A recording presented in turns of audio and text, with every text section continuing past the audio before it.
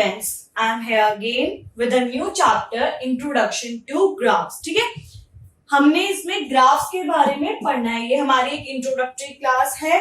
First of all, what is graph? Graph क्या होता है? What is graph? Graph is nothing but it is to visualize numerical data. ठीक है, क्या graph क्या होता है कि ग्राफ के थ्रू जो हमारा डाटा कलेक्ट हमने किया था उसको हम विजुअलाइज करते हैं. ठीक है, उसको हम दिखाते हैं अपने डाटा को. ठीक है, और नथिंग एल्स. इसको आप ये लिख सकते हो, it is a visual representation of collected data. ठीक है, कलेक्टेड डाटा को आपको उसका विजुअल रिप्रेजेंटेशन दिखाना है, मतलब कि उसको बना के दिखाना है कि वो क्या है. अब ग्राफ का मतलब ये नहीं होता कि आपको सिर्फ ग्राफ पेपर के अंदर ही ड्रॉ करना है. ठीक है, हमारे पास डिफरेंट टाइप ऑफ ग्राफ्स है. ठीक है, जिनके थ्रू हम ड्रॉ करके भी बता सकते हैं कि ये हमारा डाटा है. ठीक है, कुछ हमने अपनी पहली क्लासेस में भी पढ़ रखे हैं, तो कुछ थोड़ा सा डिस्कस करते हैं. जो हमारा पहला है वो है हमारा बार ग्राफ. हमारा बार ग्राफ. ठीक है, बार ग्राफ में हम क्या करते हैं? बार्स के थ्रू अपने डाटा को रिप्रेजेंट करते हैं. ठीक है, किस तरीके से, चलिए देखते हैं. सपोज ये हमारे दो एक्सेस हैं. ठीक है, एक्स एक्सेस और वाई एक्सेस. ग्राफ बनाने के लिए आपको हमेशा दो एक्सेस चाहिए, एक्स एक्सेस और वाई एक्सेस. ये 0 है. ठीक है, मेरे को ग्राफ प्लॉट करना है number of marks in different subjects. ठीक है, मार्क्स को मुझे प्लॉट करना है. सपोज यहाँ है 5, 10, 15, 20, 25, 30, 35. ठीक है, और यहां पे है मेरे सब्जेक्ट्स. ये है मेरा मार्क्स और ये है मेरे सब्जेक्ट्स. किस बच्चे ने कितने मार्क्स स्कोर किए हैं वो मैं दिखाऊंगी. ठीक है, सपोज 15 मार्क्स स्कोर किए गए हैं हिंदी में, 25 in English, 30 in maths and again 25 in science. ठीक है, ये मार्क्स हमारे स्कोर किए हैं एक स्टूडेंट ने अपने डिफरेंट सब्जेक्ट्स में. तो जो ये मैंने रिप्रेजेंट किया है ना, ये मेरा कलेक्टेड डाटा है उसके मार्क्स का इन द डिफरेंट सब्जेक्ट्स, जिसको मैंने शो किया है with the help of bars. ठीक है, ये हमारे बार्स हैं और इसको हम बोलते हैं सिंगल बार ग्राफ. इसको हम और क्या बोलते हैं? इसको हम सिंगल बार ग्राफ भी बोलते हैं, क्योंकि एक ही बार से हमने पूरा अपना डाटा जो है वो हमने रिप्रेजेंट किया है. ठीक है, इसके बाद आता है हमारा नेक्स्ट डबल बार ग्राफ. ठीक है, सिंगल बार ग्राफ की बात होगी, अब आता है double bar graph. Double bar graph basically जो है वो कंपैरिजन के लिए यूज होता है. ठीक है, डबल बार ग्राफ. अभी डबल बार ग्राफ क्या है? बार ग्राफ तो हमने पढ़ लिया, अब हम पढ़ रहे हैं डबल बार ग्राफ. मैं एक सेल दिखा रही हूं आपकी फ्रूट्स की, जो मंडे को हुई और जो ट्यूसडे को हुई. 2 दिन की सेल है कुछ फ्रूट्स की.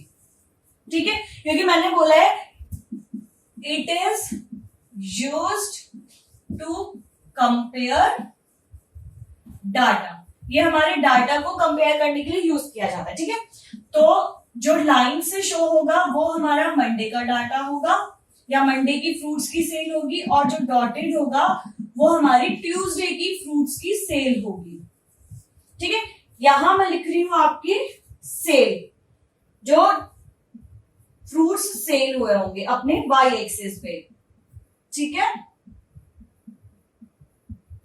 इन केजी, सेल इन केजी। हमेशा ये मेंशन करना मत भूलना कि किस एक्सिस पे आप क्या शो कर रहे हो, ठीक है। और यहां मैं शो करूंगी अपने फ्रूट्स जो मैंने सेल किए, ठीक है। सपोज मेरे मंडे को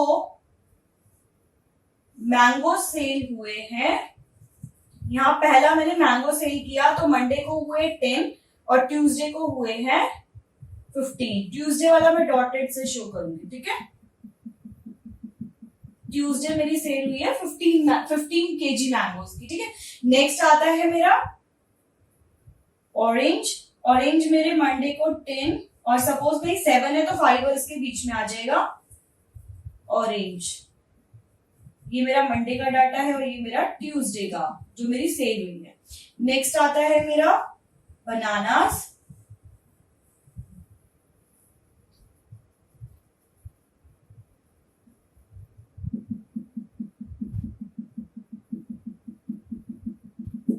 उसके बाद आते हैं मेरे एप्पल।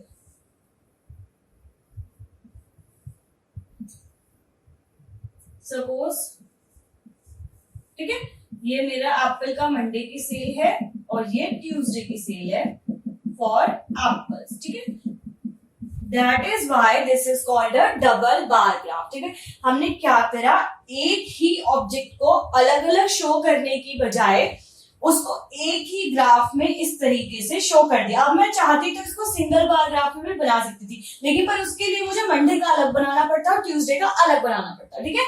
तो मैंने क्या करा, इसी में ही दोनों ग्राफ्स को शो कर दिया, इसीलिए हम इसको बोलते हैं डबल बार ग्राफ। समझ आ गया कि डबल बार ग्राफ क्यों है। अब इसके अंदर क्वेश्चन किस तरीके के आते हैं। क्वेश्चन आपसे ये आ सकता है कि आपको डाटा गिवन होगा कि इसका बार ग्राफ ड्रॉ करो, ठीक है, या फिर बार ग्राफ ड्रॉ होगा और आपसे कहेगा कि इन क्वेश्चंस के आंसर्स करो, ठीक है। सपोज आपसे पूछ ले कि मंडे को किस फ्रूट की सेल ज्यादा हुई थी, ऑब्वियसली बात है एप्पल की ज्यादा हुई होगी 30 केजीज की, ठीक है। या फिर बनाना की सेल कितनी थी मंडे और ट्यूसडे, तो वो भी आप आराम से अपना डाटा शो कर सकते हो, ठीक है। इस तरीके से क्वेश्चंस आते हैं फॉर द बार ग्राफ, ठीक है। Next is our pie graph. Pie graph और इसको पाई चार्ट भी बोलते हैं, ये भी आप लोगों ने वैसे अपने प्रीवियस क्लास में पढ़ रखा है, ठीक है। पाई, पाई बार और पाई ग्राफ और चार्ट, ठीक है। अब ये है क्या, पाई बेसिकली क्या होता है, to compare the data in a whole, ठीक है। ये यूज किया जाता है, सपोज ये कोई सर्कल है, इसको सर्कल चार्ट भी आप बोल सकते हो, ठीक है। सपोज सर्कल है तो हमने क्या करना है, हम अपने डाटा को according to the circle study करते हैं। अभी तो हमने बार से स्टडी किया था, हम सर्कल में स्टडी करेंगे कि किस तरीके से ये शो होगा पूरे इस होल पे, ठीक है। तो एग्जांपल लेती हूं मैं, एक स्टूडेंट की एक टीवी चैनल के ऊपर लेती हूँ कि कितने परसेंट लोगों को कौन कौन सा टीवी चैनल अच्छा लगता है, ठीक है। सपोज 50% लोगों को अच्छा लगता है एंटरटेनमेंट, ठीक है। 25% को अच्छा लगता है स्पोर्ट्स, 15% लोगों को अच्छा लगता है न्यूज चैनल और 10% को अच्छा लगता है इंफॉर्मेटिव, ठीक है। इसको हमें रिप्रेजेंट करना है अपने पाई चार्ट पे, तो हम कैसे रिप्रेजेंट करेंगे, 50%, यानी कि इसका आधा हो गया होल का, ये रहा हमारा 50%, देन 25% हमारा स्पोर्ट्स और बाकी चीजों का।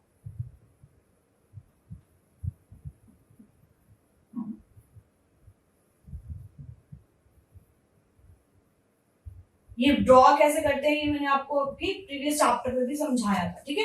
तो 50% लोगों को इंटरेस्ट है एंटरटेनमेंट में, 25% को है स्पोर्ट्स में,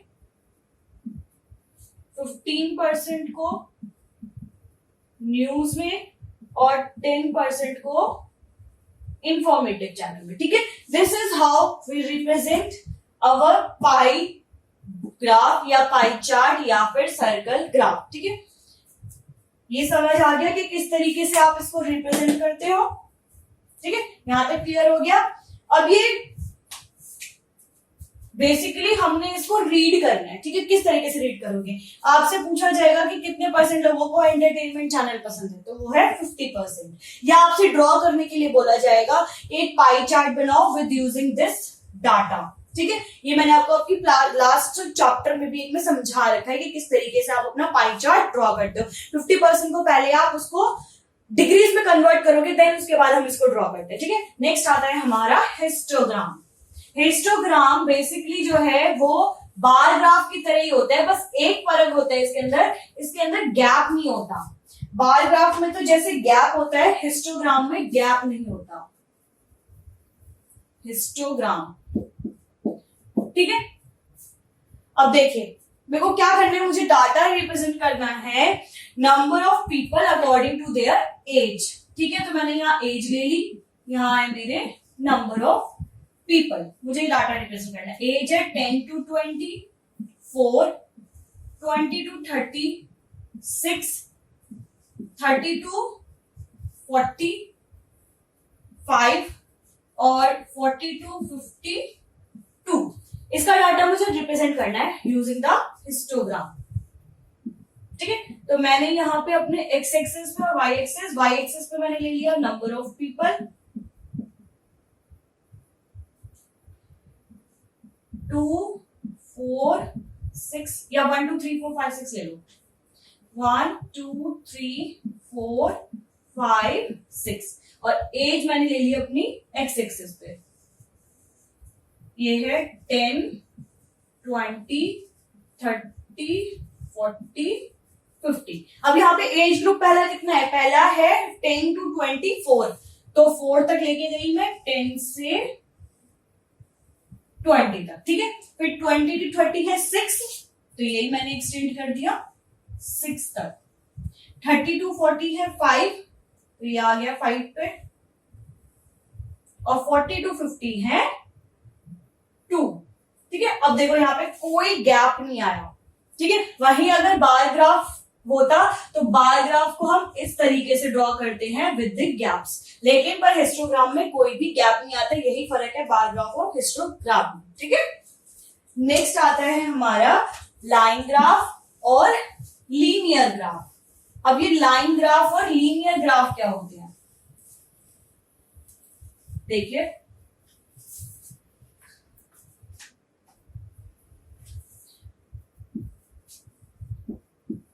लाइन ग्राफ और लीनियर ग्राफ।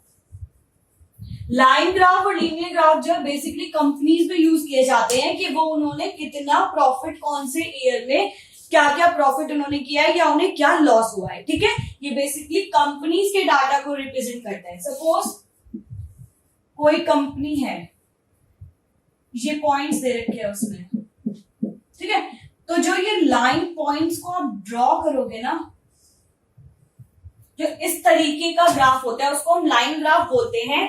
और ये जो पॉइंट्स हैं ये रिप्रेजेंट कर रहे हैं उसके इंक्रीज और डिक्रीज ऑफ डाटा को। यहां से आप इजीली रीड कर सकते हो कि ये डाटा इंक्रीज कहाँ इंक्रीज कर रहा है, कौन से में डिक्रीज कर रहा है, क्या हो रहा है। ठीक है, वहीं अगर हम बात करें अपने लीनियर ग्राफ की, तो लीनियर ग्राफ क्या होते हैं, या तो वो एक कांस्टेंट ग्राफ की तरह होते हैं, या तो वो पूरा इंक्रीज करेगा। सपोज पॉइंट्स है तो ये बस इंक्रीज करेंगे, या फिर सिर्फ डिक्लाइन होगा, या इस तरीके से कांस्टेंट जाएगा। ठीक है, ये होते हैं हमारे लीनियर ग्राफ, इसमें कोई ब्रेक नहीं होता। There is no break.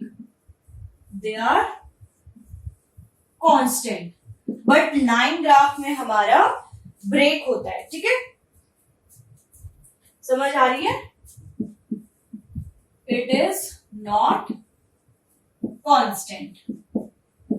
Use basically for companies. ठीक है, अब बात आती है पॉइंट्स की। ये पॉइंट्स क्या होते हैं, इन पॉइंट्स को हम बोलते हैं कोऑर्डिनेट, ठीक है, जो हमारा नेक्स्ट टॉपिक है, ठीक है, कि किस तरीके से हमें पता चलेगा कि हमें पॉइंट्स प्लॉट करने हैं, ठीक है, वो हम पढ़ते हैं। लाइन और लीनियर में बस एक फर्क है कि लाइन जो है विद द ब्रेक्स आता है और लीनियर के अंदर ब्रेक नहीं होते, वो कांस्टेंट होते हैं, वेदर वो इंक्रीज करे डिक्रीज करे या जो भी हो वो कांस्टेंट ही होगा, ठीक है। अब आता है हमारा next, that is coordinates.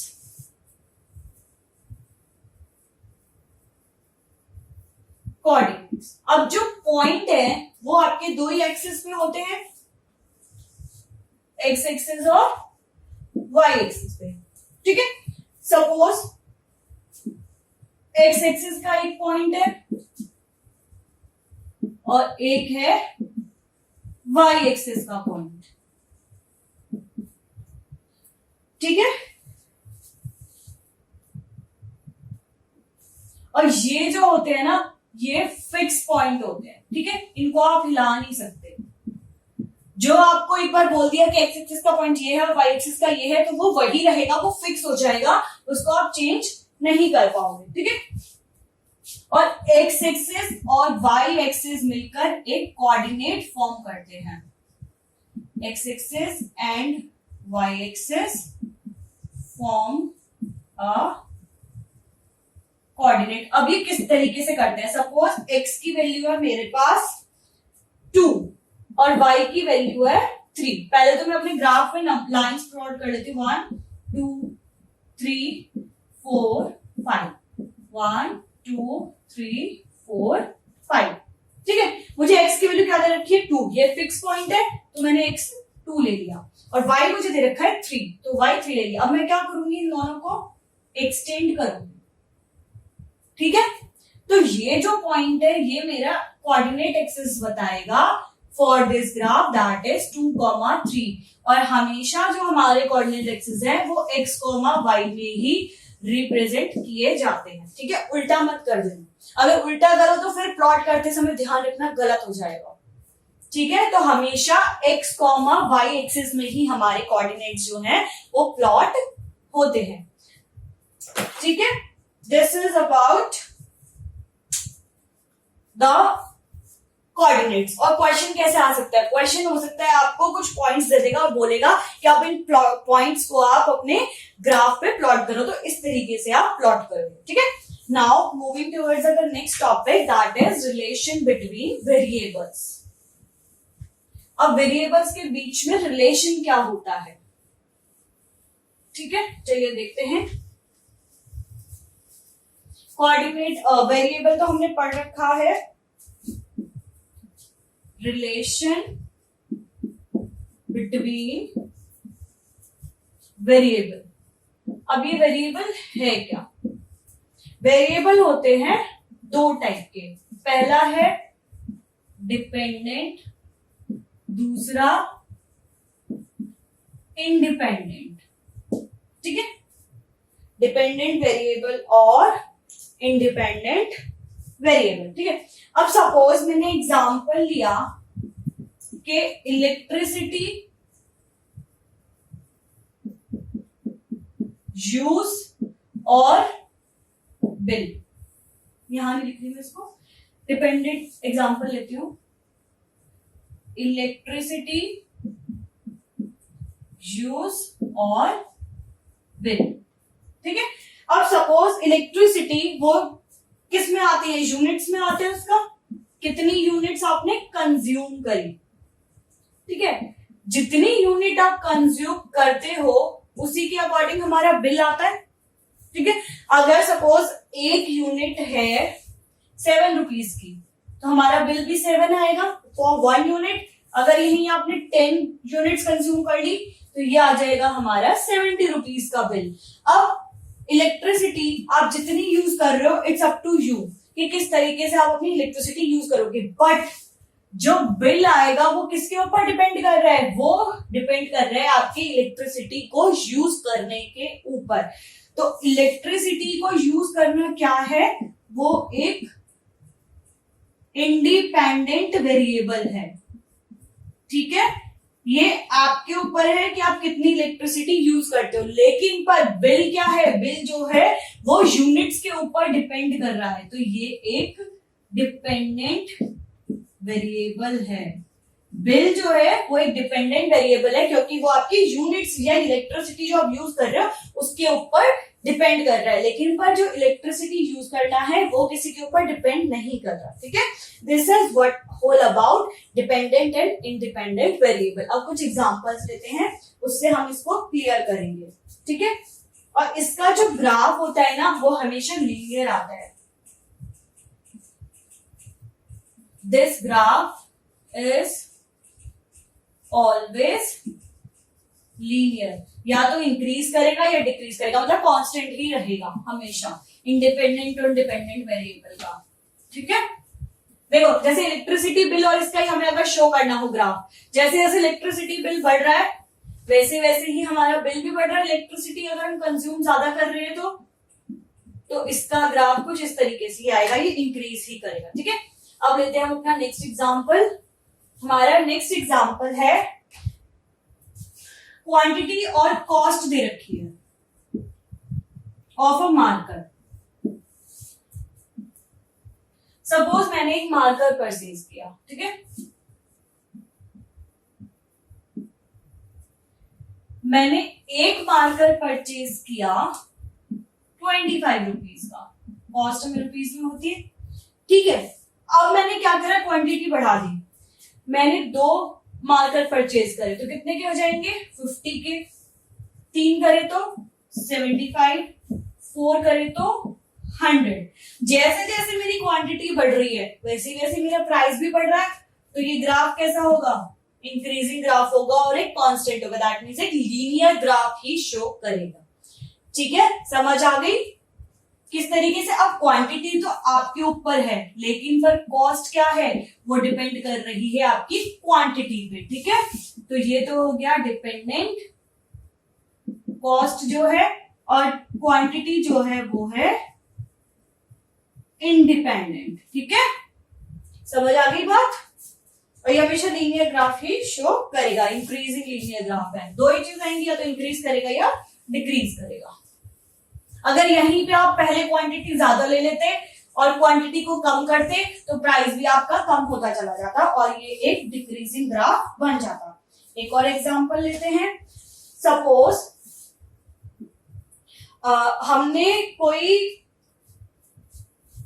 Amount लिया बैंक से लोन, ठीक है, एक प्रिंसिपल अमाउंट है और उसके ऊपर इसका इंटरेस्ट दे रखा है, प्रिंसिपल और इंटरेस्ट। अब ये प्रिंसिपल क्या होता है, प्रिंसिपल वो होता है जिस अमाउंट के ऊपर हम मनी बोरो करते हैं। ठीक है, जो अमाउंट हमें चाहिए होता है कि हमें बैंक से सपोज 1000 रुपीज का लोन लेना है, ठीक है, तो जो 1000 रुपीज हो गए वो तो हो गया हमारा प्रिंसिपल अमाउंट। अभी इंटरेस्ट क्या होता है, इंटरेस्ट वो अमाउंट होता है जिसे हम वापस देते हैं, but with some rate of interest. Bank उसके ऊपर कुछ ना कुछ ब्याज लगा देते हैं कि आपको इतना रेट पे मुझे ये अमाउंट देना है। ठीक है, this is borrow money, principal जो होता है, और दिस इज रिटर्न मनी जो आपको वापस करना है but after some rate of interest. ठीक है, सपोज मैंने 100 रुपीज बैंक से लिए फॉर 10% रेट ऑफ इंटरेस्ट के साथ, तो मुझे बैंक को देना कितना होगा, मुझे उसे 10 रुपीज एक्स्ट्रा पे करने होंगे। ठीक है, और यही अगर मैं 1000 पे लेती 10% पे तो मुझे कितना पे करना पड़ता, तो मुझे 100, 2000 होता for the rate of interest of 10%, तो 200,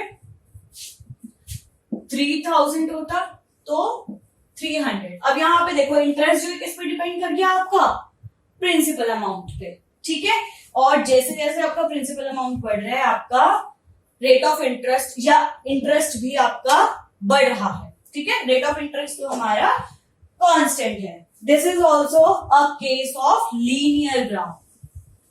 ठीक है, एक और एग्जांपल ले लेते हैं हम इसका। अब इसका एक और एग्जाम्पल है टाइम और डिस्टेंस का लेते हैं, ठीक है। टाइम और डिस्टेंस, ठीक है। सपोज कोई कार है, वो 1 आवर में 30 किलोमीटर का डिस्टेंस ट्रेवल करती है, ठीक है। तो 2 आवर्स में कितना करेगी? 60 किलोमीटर। 3 आवर्स में 90 किलोमीटर, ठीक है। ये तो आपको क्लियर हो गया कि जैसे जैसे हमारा टाइम बढ़ रहा है वैसे वैसे हमारा डिस्टेंस भी बढ़ रहा है, ठीक है। अब अगर आपसे पूछा जाए कि 4 आवर्स में ये कितना ट्रेवल करेगी, यू कैन इजीली कैलकुलेट, क्योंकि हमें पता है 1 में 30 कर रहा है, 2 में 60 कर रहा है, 3 में 90 कर रहा है, 30 किलोमीटर का डिस्टेंस बढ़ रहा है, 1 आवर में बढ़ रहा है, 4 में कितना करेगा? 120 ही करेगा, ठीक है। यहां तक समझ आ रही है? ज्यादा आवर्स होंगे तो ज्यादा डिस्टेंस ट्रेवल करेगा। अगर आपसे पूछा, ये हमने आपको बता दिया, ठीक है। और आप इसको ग्राफ में भी पॉइंट प्लॉट करके बता सकते हो कि कौन से आवर में वो कितना ट्रेवल करता है, ठीक है।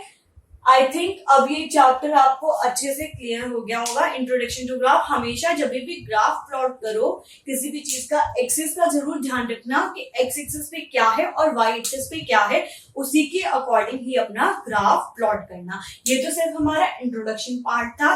बाकी जो एक्सरसाइज क्वेश्चंस है या जो भी डाउट्स वगैरह है वो अपनी नेक्स्ट वीडियो में डिस्कस करेंगे। Thank you so much.